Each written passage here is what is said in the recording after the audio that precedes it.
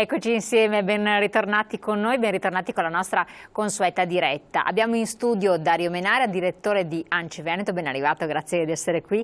I comuni quindi del Veneto che tornano alla ribalta, ma questa volta il tema riguarda tanto i comuni. Cosa si starà succedendo, si stanno accorpando, si stanno riunendo, come fanno fronte a questo momento di difficoltà ai tagli che sono stati previsti dalla spending review, ma anche le province, perché poi naturalmente ci sono comuni che vogliono entrare in un territorio, anziché in una provincia, diciamo, in un territorio provinciale, anziché un altro, che preferiscono restare, insomma ci sono delle situazioni abbastanza controverse.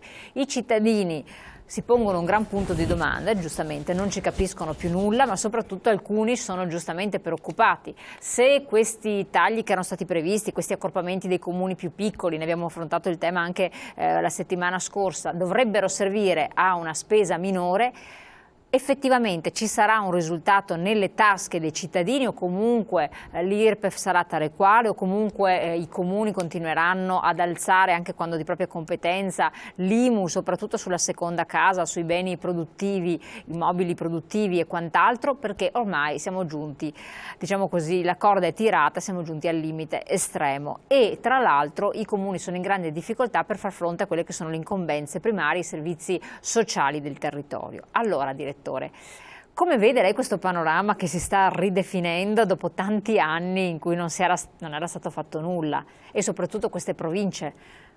Rovigo dove va? Non va con Padova ma va con Verona che è dalla parte opposta, Padova con la grande città metropolitana, con Venezia, con Treviso. Cosa vuol dire? Giustamente ci hanno scritto alcuni, ma cosa sta a significare per un cittadino città metropolitana?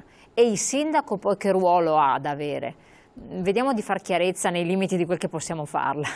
Allora, diciamo, stiamo vivendo un periodo storico di grandi cambiamenti e probabilmente una decisione in merito doveva essere presa ancora nel 1970, quando le regioni ordinarie vengono istituite. E allora non si parlò di questa revisione degli ambiti provinciali. Oggi purtroppo questa decisione è arrivata non dopo un grande dibattito fra diciamo, le istituzioni, ma viene nel momento in cui la spesa sembra eccessiva. Anche qua è opportuno ricordare che in tutti questi anni i comuni hanno adempiuto a quanto è stato loro imposto e quindi tagli. Molti comuni hanno tagliato i loro bilanci, hanno fatto attenzione e rigorosamente hanno gestito annualmente i loro bilanci.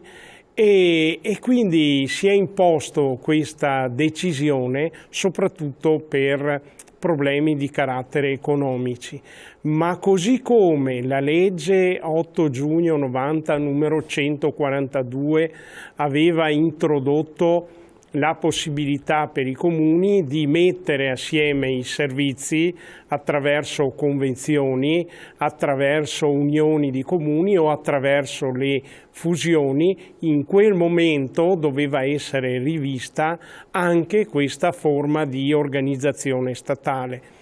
E diciamo non basta riordinare le province, tracciare i nuovi ambiti, perché alla fine un consiglio provinciale, perché qui si parla dei costi della politica, non parliamo mai dei costi della burocrazia. No, bisogna parlare anche di questo, perché quello sostanzialmente che pesa. No? Forse lo Stato doveva partire dalla sua organizzazione e quindi rivedere gli ambiti delle prefetture, degli ispettorati, delle direzioni. Io credo che ormai basti, con i mezzi che abbiamo dell'informatica, basti anche una prefettura, lo diciamo qua, basti anche una prefettura per regione invece che poi la prefettura adesso che ruolo viene ad avere? La prefettura è la rappresentanza del governo nel territorio. Ma se nel 1800 questa distanza era enorme perché veniva misurata in chilometri, oggi con l'informatica, con i mezzi che vi sono, il governo è vicinissimo al territorio.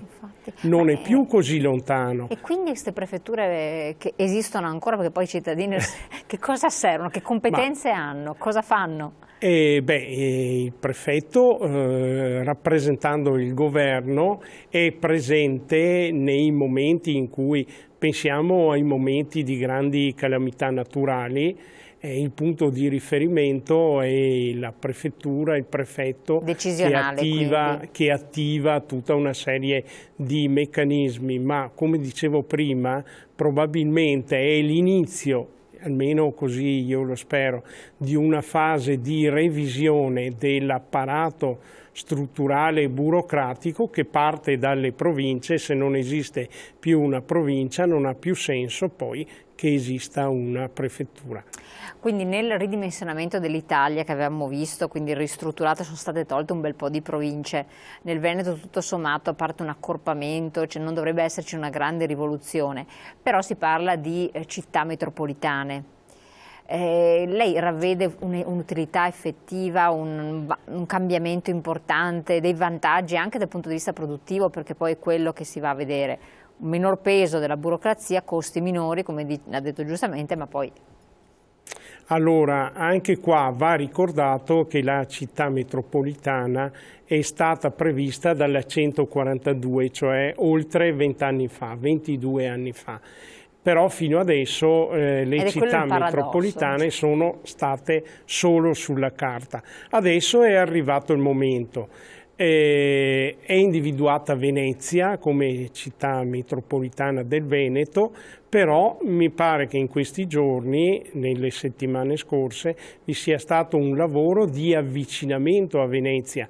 Qualche anno fa, per esempio, si parlava della città metropolitana Patreve, Padova, Treviso e Venezia, e dal canto loro i sindaci della parte, diciamo, ovest del Veneto, cioè Verona e Vicenza, hanno ipotizzato un'altra città metropolitana, cioè Vicenza e Verona.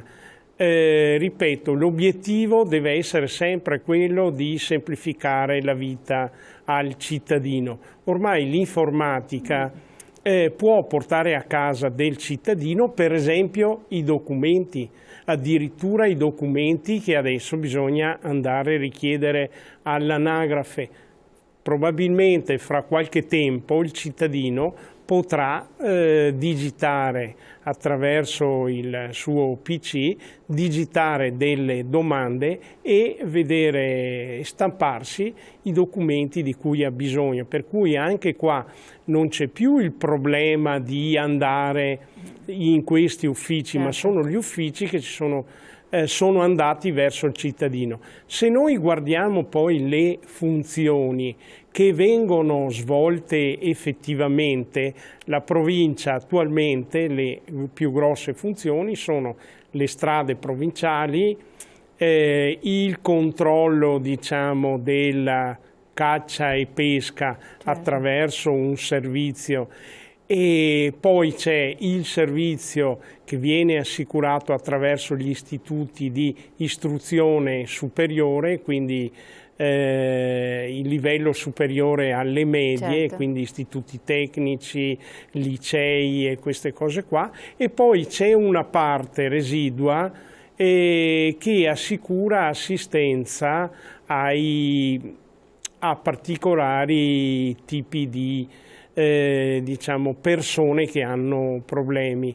Per esempio vi sono gli insegnanti di sostegno. Quindi hanno una competenza però residuale rispetto all'altro. Ma secondo lei, ridimensionando, ci saranno persone che verranno, cioè ruoli che verranno meno, quindi un risparmio anche in risorse, oppure perché tutto sommato sono dipendenti pubblici, non sono toccabili questi? Nelle settimane scorse l'associazione ha svolto una serie di incontri provinciali e dal documento successivo che il nostro direttivo ha elaborato mi pare che la prima preoccupazione è stato il territorio montano. I nostri sindaci hanno detto: Belluno non ha gli stessi problemi della provincia di Padova o Vicenza, quindi il territorio montano va trattato in modo diverso, perché se togliamo gli uffici postali, i trasporti, la gente anziana in montagna, come fa a vivere? Già si ritrovano solo alcuni anziani in montagna, giovani ce ne sono pochi, bisogna... Sono tutte grandi manovre per creare confusione e poter continuare a magnare. Se non si licenziano statali non si va da nessuna parte. Chi li paga sta gente? Ed è questa un po' la preoccupazione, questo messaggio un po' incarna. Sono le nostre tasse, purtroppo vengono da lì, ma un dipendente che magari fa il concorso, ne fa 2, ne fa 3, alla fine entra nell'apparato statale. Non dico è inamovibile, perché nessuno è inamovibile, però è difficile lasciarli a casa. Bisognerà con pazienza adesso ristrutturare le varie piante organiche. I dipendenti della provincia, quelli che saranno in esubero, magari andranno a finire nei comuni o nella regione. Però sempre a carico dei cittadini sono, questo è il discorso, cioè mescola, quelle sono l'organico, la pianta organica, non viene diminuita, cioè sostanzialmente, a parte le figure dei politici, quelle se non sbaglio invece... No, guardi che i politici hanno iniziato dai comuni a tagliare i consiglieri comunali e gli assessori, però si è partiti da lì. Tant'è vero che in un incontro fatto col ministro Calderoli l'altro anno, il nostro presidente Dannegro ha detto al ministro Calderoli: caro ministro, qua si è cominciato a tagliare dalla coda, però dobbiamo tagliare dalla testa, perché finché tagliamo ai comuni queste cose qua è poca cosa. E cosa ha risposto il ministro? E il ministro ha dato ragione al nostro presidente, ha detto certamente cosa si intendeva. Si intende che un Parlamento di 630 deputati e 315 senatori oggi è certamente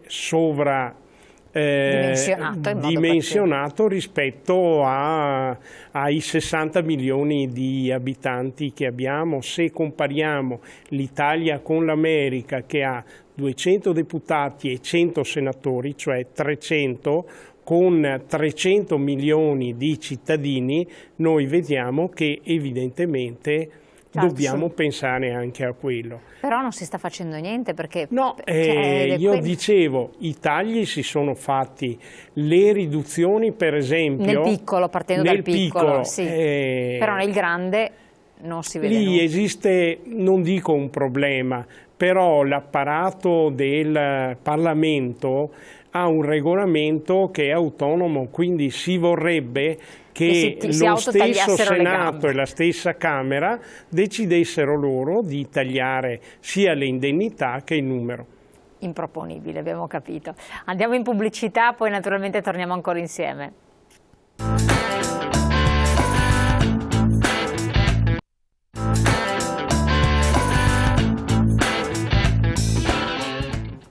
Eccoci qua, siamo ritornati insieme.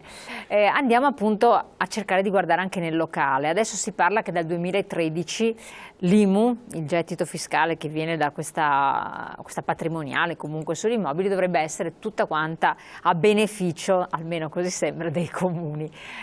Cosa ne dice? Sarà vero? Ci sarà un beneficio effettivo, ma poi ancora di più. Ci sarà un ridimensionamento, come alcuni temono, i comuni ci daranno dentro per recuperare il recuperabile e tartasseranno i cittadini, rendendosi ostili anche i cittadini stessi, perché poi i sindaci che con la seconda casa ci hanno dato sotto senza fare un minimo di analisi di chi ha questa seconda casa, perché il pensionato che ha la seconda casa forse gli serve per vivere, per sopravvivere, non come bene di lusso. Chi ne ha 3-4 per carità è un altro aspetto, invece hanno fatto di ogni erba un fascio e quindi ti rendi ostile a una figura che potrebbe essere il tuo alleato e viceversa. Cosa ne pensa? Cosa interpellando? Perché voi vi siete trovati su questo argomento. Allora, sgomberiamo subito il campo. IMU 2013 ai comuni, era una notizia che era circolata all'inizio di quest'anno, era stato detto ai comuni. Ma anche dopo l'estate era stato detto. 2 settimane fa a Bologna il Presidente del Consiglio è venuto con diciamo grande disponibilità, ha ascoltato i sindaci, è venuto il 17 di ottobre all'assemblea annuale dell'associazione, ha ascoltato i sindaci dalle 3:30 alle 6:30 e alle 6:30 ha parlato. Molta intelligenza, grande attenzione, ringraziamenti per i sindaci che hanno segnalato i problemi, però il suo discorso alla fine è stato concluso con questa frase: l'erario purtroppo anche nel 2013 avrà bisogno dell'IMU. E quindi significa che l'IMU che i cittadini versano ai comuni per la fascia della seconda casa, nelle percentuali che decideranno, dovrà il comune poi lasciarla ancora allo Stato. Quella prima casa andrà completamente invece al comune? La prima casa va completamente al comune. Però molti sindaci negli interventi di apertura dell'assemblea hanno chiesto al Presidente del Consiglio: per favore ci lasci l'IMU, noi la gestiamo e rispondiamo ai nostri cittadini come la spendiamo. E quindi hanno detto: voi tenetevi i trasferimenti, certo, ormai sono ridotti a poca cosa, ma lasciateci l'IMU. Invece no. Invece non è possibile. Ai noi. Rispondendo a un messaggio arrivato subito in risposta a quanto lei aveva detto, che ha detto ritroveranno ricollocazioni i lavoratori delle province o di queste, e giustamente un telespettore diceva sì, però gli operai delle aziende, soprattutto gli over 40, nessuno si preoccupa di ricollocarli e quindi ci sarebbe una disparità di trattamento tra il dipendente pubblico e il dipendente del privato e si torna un po' a questa famosa logorante diatriba tra il pubblico e il privato, a parte che anche il pubblico potrebbe essere licenziato perché certo, la normativa prevede che ci sono licenziamenti tanto nell'ambito privato quanto il pubblico, però comunque c'è questa situazione pesante dove comunque il dipendente pubblico ha un reddito certo e assicurato, quindi tutto sommato sta bene, anche se non ha per carità la rivalutazione, ma neanche il privato, e il privato invece no, addirittura rischia di non prendere la busta paga perché magari l'azienda non va bene. Questo è un grosso problema anche per voi, per chi opera nelle realtà locali. È un problema perché siamo ormai arrivati a grattare, come si dice, il fondo del barile, cioè ormai i soldi sono veramente pochi. E i comuni purtroppo ogni giorno, anche quest'anno la chiusura dei bilanci sarà difficilissima e per l'anno prossimo una volta erano solo i sindaci che dicevano non ce la facciamo più, adesso sono anche i tecnici. Io credo che nel Veneto almeno un 30% dei comuni, se non cambieranno le cose, 30% dei comuni avranno grossissime difficoltà a chiudere il bilancio in pareggio, così come prevede la legge, quindi anche da noi nel Veneto, pur con le tante attenzioni. E quindi con questa situazione adesso è molto molto difficile affrontare. In tutte le crisi si deve riconoscere la capacità dei politici di mischiare le carte e incasinare le cose ad un livello tale che diventa impossibile capire. Questa è la risposta, le persone non ci stanno capendo più niente ed è questo il problema, cioè vi rendete conto che è esasperante, cioè si sentono prelevati da tutte le parti e non capiscono più dove si va a parare, cioè si parlava di decentramento amministrativo, di dare più poteri agli enti locali, i comuni sembrava che avessero avuto una certa autonomia, le regioni avevano un senso, federalismo, vabbè, che voi auspicavate in certo qual modo perché poteva essere una forma anche, adesso c'è centralismo spinto a tutti i livelli si toglie potere addirittura alle regioni stesse. Su questi, cosa si va a parare? Su questi temi, come dicevo prima, queste decisioni sono state assunte soprattutto per far fronte alla situazione economica e tamponare temporaneamente i problemi che ci sono. Però quando si mette mano a un riassetto istituzionale è chiaro che il riassetto dovrebbe essere preceduto da un dibattito e non solo a livello istituzionale. Qua, quando un cittadino sente che il suo comune, magari piccolo, non potrà più esistere, che la provincia non ci sarà più, che saranno ristrutturate, è chiaro che un cittadino si preoccupa. Diciamo comunque che i sindaci continueranno a essere eletti dalla gente direttamente e continueranno ad essere il punto di riferimento, perché mai come adesso, questi momenti di difficoltà, lo sentivo anche in alcuni incontri la settimana scorsa, il sindaco è tirato per la giacca proprio per sistemare alcune situazioni, trovare dei posti di lavoro. Forse dovremmo tornare al periodo del dopoguerra per trovare una situazione del genere, che il sindaco doveva pensare a trovare lavoro per tanti suoi concittadini che purtroppo non l'avevano.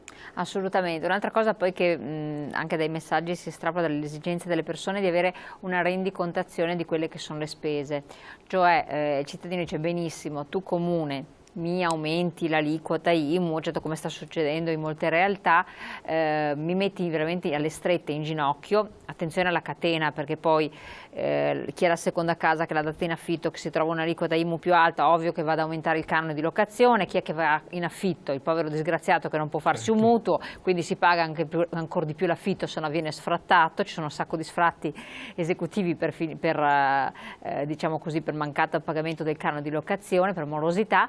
E quindi è una catena che va sempre sulle fasce più deboli, non certo sui più benestanti. Però io pretendo che tu non faccia delle scelte scellerate, ovvero quando fai l'aumento a certi dirigenti, come è avvenuto per esempio per il comune di Padova o per altre realtà, non è più ammissibile.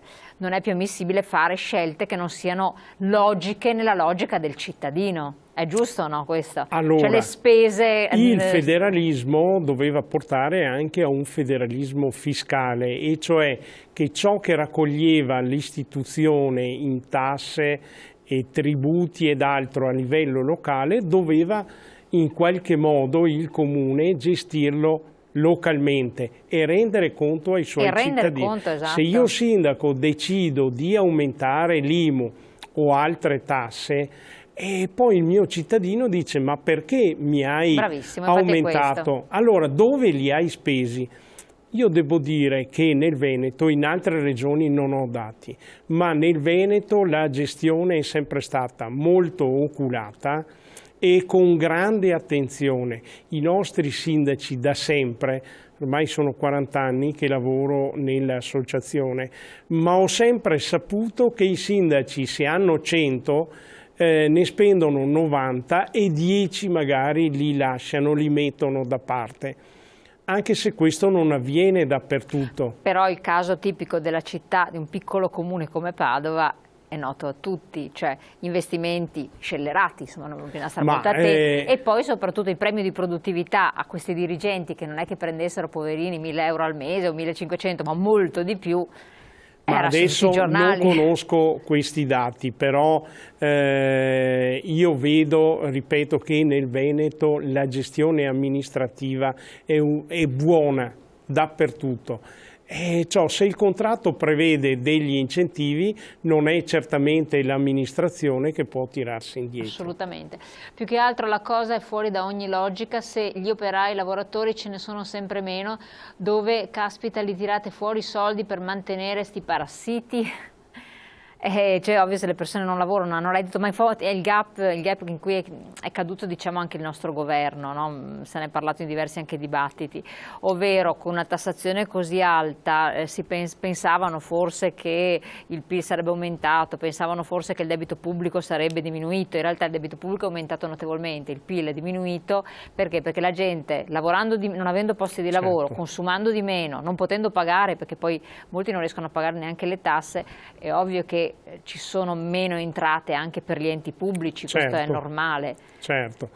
Per ritornare al ragionamento di prima, non dimentichiamo che nel Veneto i nostri comuni di residui hanno 1.200 milioni che non possono spendere. Il famoso patto di stabilità che ha bloccato. E questi soldi dove sono? Questi soldi sono depositati, se lei ricorda, nella cassa un anno fa sono stati centralizzati e adesso sono nelle casse del Tesoro. Bravissimo. E non possono essere spesi. C'è una nuova centralizzazione che cozza contro la volontà di federalismo. Perfetto. A fronte di questo voi avevate fatto un'istanza ben precisa. Se non prima dell'estate, se non subito dopo, in cui chiedevate comunque delle deroghe al patto di stabilità, quindi poter attingere a questi finanziamenti nella misura in cui dovete pagare per esempio i fornitori, perché anche questo è stato un grossissimo problema nel nord-est, in cui dovevate far fronte a certe emergenze, a certi progetti importanti, insomma si parlava delle scuole, era sorto il caso delle scuole, eccetera. Che cosa è successo? Esiste uno strumento che si chiama patto di stabilità, che da alcuni anni ha attivato anche la nostra regione. Si chiama patto di stabilità verticale regionale. Quest'anno questa disponibilità addirittura è stata sdoppiata. C'è il patto di stabilità incentivato, dove lo Stato per il Veneto ha messo a disposizione 59 milioni e la Regione li ha integrati con altrettanti, siamo arrivati a 70 milioni. Con questi 70 milioni i comuni hanno potuto pagare le spese di investimento. Poi c'è stato un altro patto di stabilità verticale ordinario, dove qui la Regione ha messo a disposizione 15 milioni, di cui 6 alle amministrazioni provinciali e 9 milioni ai comuni. Anche con queste somme i comuni hanno potuto pagare magari ditte che avevano eseguito lavori e che per effetto del patto di stabilità non hanno potuto pagare. Poi c'è un patto di stabilità orizzontale dove avviene che i comuni che quest'anno hanno avanzato delle somme le hanno messe a disposizione dei comuni che invece non le avevano e potranno riutilizzare queste somme negli anni successivi. Una specie di solidarietà orizzontale. Quindi una specie di solidarietà fra istituzioni. Quindi tra livello orizzontale nella stessa regione. Però anche qua il nostro Presidente ha segnalato che mentre nel 2011 la Regione aveva messo a disposizione 40 più 40 milioni, fanno 80 milioni, quest'anno ne ha messo a disposizione meno, 15 più gli altri 11 milioni. Quindi non riuscite ugualmente a venirne a capo. Quindi evidentemente anche la Regione ha anche lei le regole da rispettare, quindi patto di stabilità anche la Regione, quindi quest'anno gli enti hanno potuto ricevere meno soldi rispetto all'anno precedente. Insomma, non ne veniamo a capo, assolutamente. Tischei ne condiziona tantissimo come amministrazioni locali. Anche, come ho detto, le nostre amministrazioni non meritano certamente questa situazione. Ecco, per capire cosa ne proponete voi dei comuni, perché poi avete fatto anche delle proposte, anche nelle recenti situazioni, ne parliamo subito dopo la pubblicità.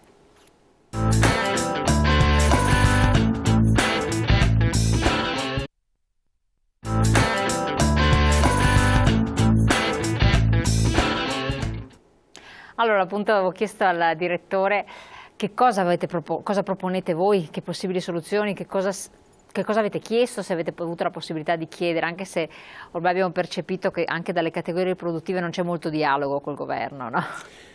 Ma la richiesta più eclatante è stata quella fatta a Bologna, ma che ormai viene ripetuta, e devo dire che la relazione del Presidente nazionale Del Rio è stata molto puntuale, quindi ha chiesto a Monti, effettivamente ha detto com'è la situazione.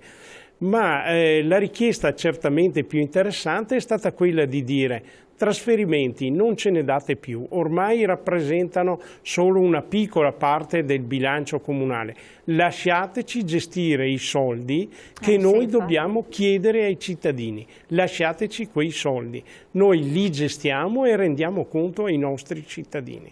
Credo che questa sia una richiesta seria e molto importante. È verissimo questo, tanto è arrivato anche un altro messaggio che diceva pagare le tasse a un certo punto diventa essere un lusso, perché è un lusso potersi permettere un lavoro continuativo se non altro, per cui le famiglie ormai ridotte al lumicino con i conti hanno difficoltà anche a pagare obiettivamente le tasse, e forse questo è un discorso molto toccante, cioè se uno lo prende con superficialità non lo capisce, molto toccante, fa capire che, che molte persone purtroppo sempre di più non arrivano alla fine del mese, è un dato di fatto, questo non si riesce ad arrivare tranquilli alla fine del mese, poi arriva la botta di tasse che ti ammazza ulteriormente, quindi i consumi sono fermi là, ma questo va a danno degli stessi comuni, perché poi se un cittadino non riesce a pagare l'affitto, se rischia di essere sfrattato dall'inquilino, se non riesce a pagare il mutuo, se non riesce a pagare l'IMU, non riesce a pagare, chi è che voi come fate a riscuotere questo?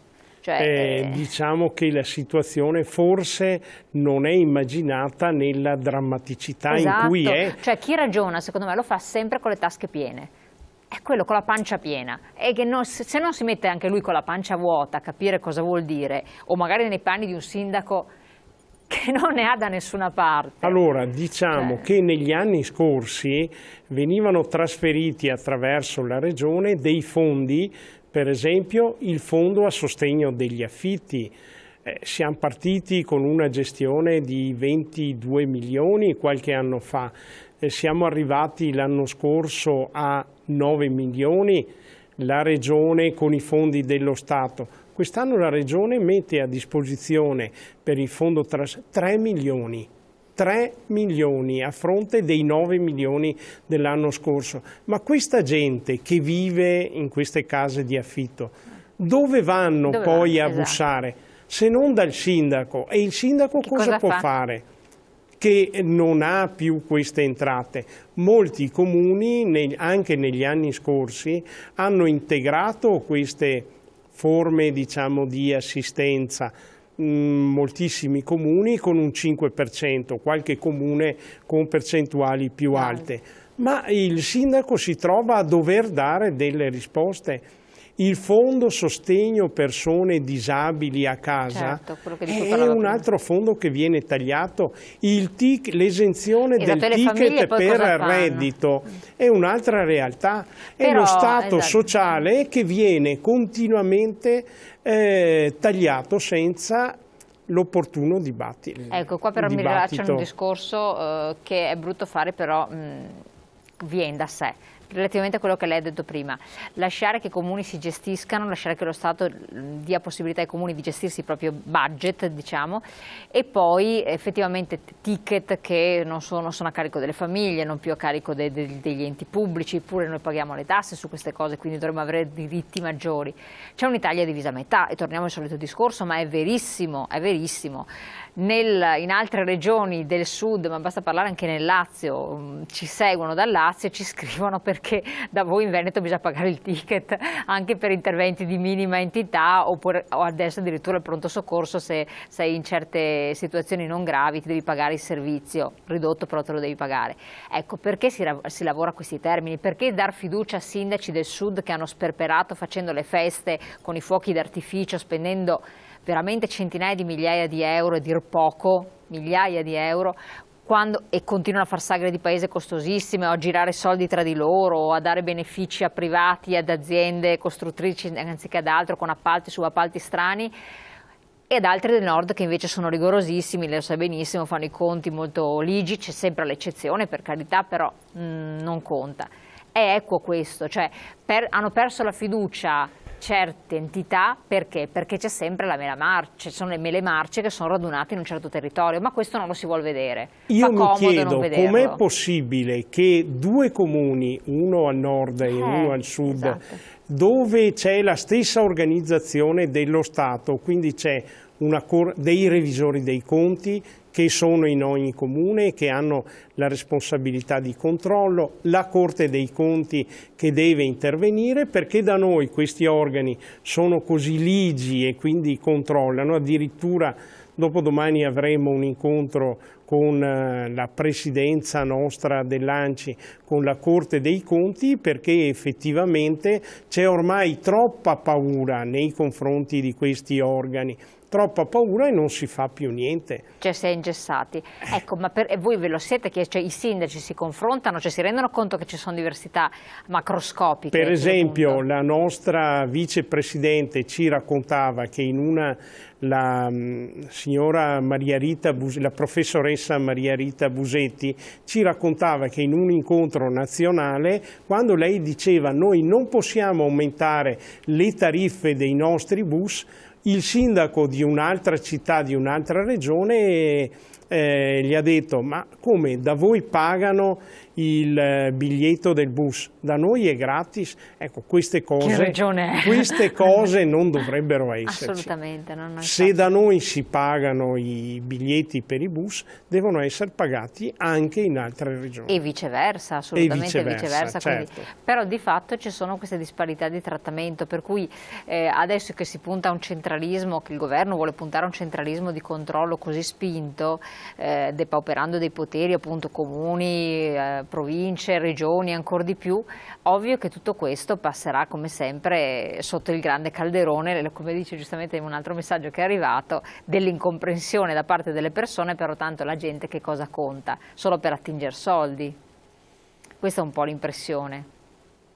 Io credo si dovrà prendere in mano non solo la gestione, diciamo, burocratico-amministrativa dei nostri enti, ma i cittadini dovranno attivarsi perché cambino un po' le cose. Ma come attivarsi secondo me? Questo qua tutti dicono devono attivarsi. Rivoluzioni non se ne possono più fare, perché ormai non è più il tempo delle rivoluzioni. Bisogna che i giovani sentano la responsabilità di impegnarsi in prima persona e spendersi. Spendersi come? Cominciare a riparlare della politica.